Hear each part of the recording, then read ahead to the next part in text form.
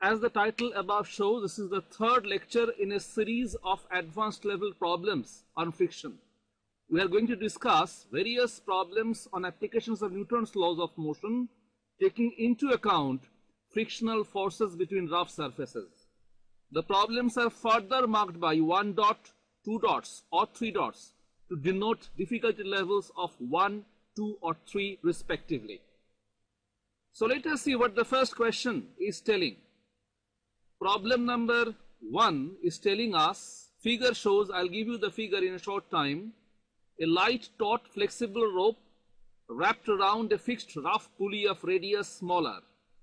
The part of the rope in contact with the pulley subtends an angle beta at the latter's center. The coefficients of static and kinetic friction between the rope and the pulley are: static frictional coefficient is mu s and kinetic frictional coefficient is mu k. If T1 and T2, they are different values, are the tensions in the rope on the two sides of the pulley, derive a formula relating them when in part A the rope is about to slip, in part B the rope is actually slipping, and in part C a numerical question. Suppose the angle beta is equal to 120 degree and the value of mu s is equal to 0.500. If a force of 1 kilonewton is applied to one end of the rope, what minimum force at the other end will keep the rope stationary and not slipping on the pulley? This is the question here.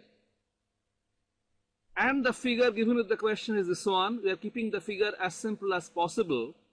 A front view of the circular pulley, as you can see by this white outline, and a part of the rope that is light, taut and flexible, that is wrapped around the pulley symmetrically, is also shown by these blue lines. You see carefully, I am placing this rope in a symmetric way so that this rope's position is symmetric about a vertical radius of the pulley, and that's shown in blue color.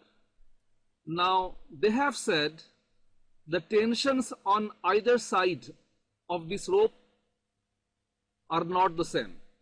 On the left hand side, let the tension be T1. On the right end, let the tension be T2. So I show here by arrows of different lengths. T1 left hand side a smaller arrow, and T2 on the right hand side longer arrow. And the part of the rope in contact with the pulley subtends an angle of beta at the latter's center. This is the center of this pulley, and if you can see here, the rope is leaving the surface of the pulley at this point on the left side and at this point on the right side. So I am joining a radius from the center up to the points where the rope is leaving the pulley surface. The two radial lines, and they are telling this angle subtended by the rope in contact with the pulley, this angle is beta. Okay, what else? Radius of the pulley is given to be small r, and I'm reading the question once again.